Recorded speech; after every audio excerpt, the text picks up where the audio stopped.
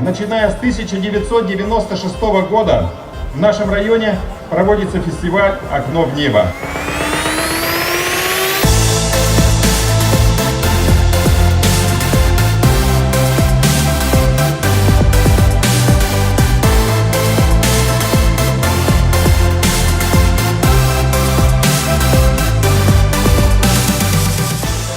Я от всей души хочу поздравить вас от имени очень большой многонациональной семьи народов нашей республики.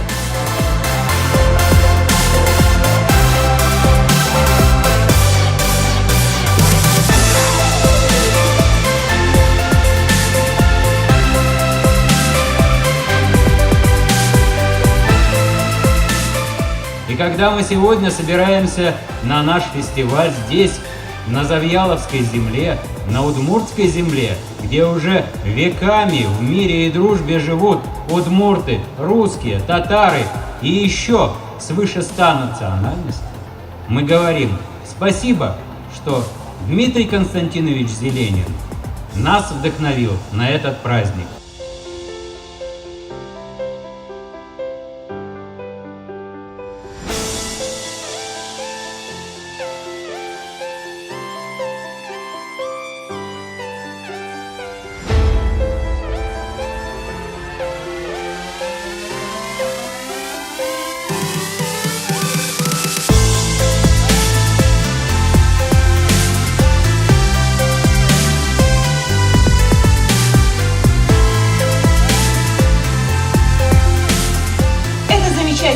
Что наша красавица Удмуртия становится родиной уже многих фестивальных площадок, которые раскрывают ее традиции, культуру и историю.